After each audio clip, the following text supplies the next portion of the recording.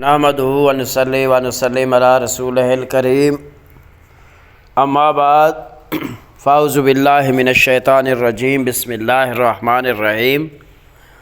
معزز سامعین کرام، آج کا ہمارا موضوع ہے تعارف قرآن مجید۔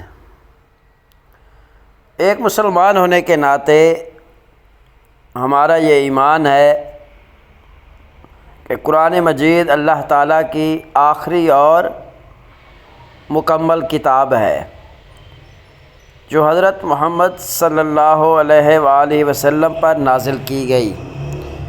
دین اسلام کی یہ بنیادی کتاب ہے۔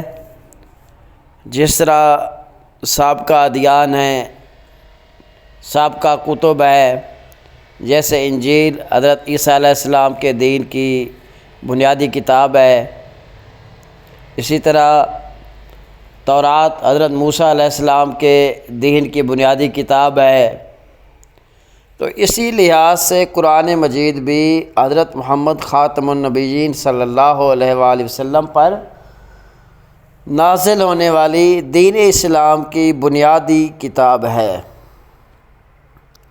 اور مسلمانوں کے عقائد، عبادات، اخلاقیات اور شریعت کا سب سے مستند ذریعہ ہے۔ یعنی قرآن مجید کے اندر زندگی کے ہر شعبے سے متعلق ہمیں رہنمائی اور ہدایت ملتی ہے۔ تو قرآن مجید اللہ تعالیٰ کا کلام ہے جو حضرت جبرائیل علیہ السلام کے ذریعے حضرت محمد خاتم النبیین صلی اللہ علیہ وآلہ وسلم پر کم و بیش 23 سال کے عرصے میں نازل ہوا۔ اگر ہم اس کو عیسوی لحاظ سے دیکھیں تو 610 عیسوی سے لے کر 632 عیسوی تک یہ نزول 2 مراحل میں ہوا۔ 2 مراحل میں کیسے کہ قرآن مجید کا کچھ حصہ مدنی ہے، کچھ حصہ مکی ہے۔ قرآن کے اندر 2 طرح کی صورتیں ہیں، کچھ مدنی صورتیں ہیں، کچھ مکی صورتیں ہیں، اور زیادہ تر جو قرآن مجید کا حصہ ہے وہ آپ صلی اللہ علیہ وآلہ وسلم پر مکہ معظمہ میں نازل ہوا۔ اسی طرح قرآن مجید عربی زبان میں نازل ہوا۔ اس کا طرز بیاں بلیغ اور معجزانہ ہے۔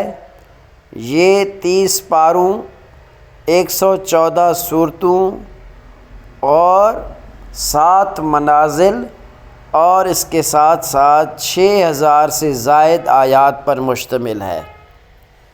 تو قرآن مجید کے اگر ہم موضوعات کی بات کریں کہ قرآن مجید کے اندر کون کون سے موضوعات ہیں، تو سب سے پہلے اس کے اندر عقائد ہیں، توحید ہے جس میں رسالت ہے، آخرت ہے، اور اس کے علاوہ اس کے اندر عبادات ہے جیسے نماز، روزہ، حج، زکوٰۃ۔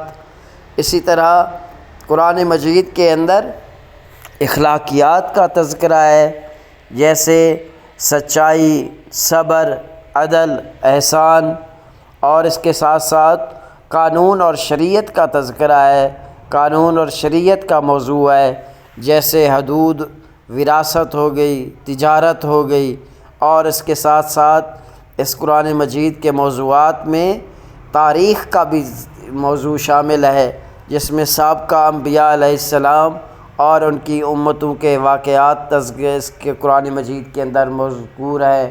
قرآن ان تمام انبیاء کی اور ان تمام امتوں کی بھی صداقت کو بیان کرنے والا ہے، ان کی تصدیق کرنے والا ہے۔ اسی طرح قرآن کے موضوعات میں سائنس اور کائنات بھی ہے جیسے قدرت کے مختلف نظام اور نشانیاں ہیں۔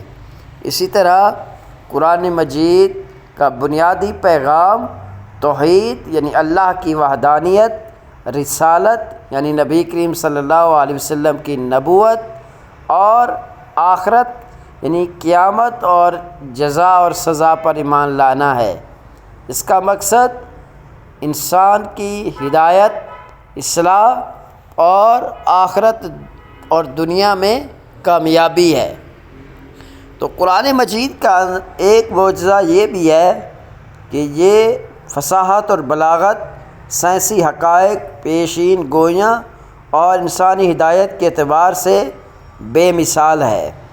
اس میں کوئی تبدیلی یا تحریف ممکن نہیں ہے، کیونکہ اللہ تعالیٰ نے اس کی حفاظت کا ذمہ خود لیا ہے۔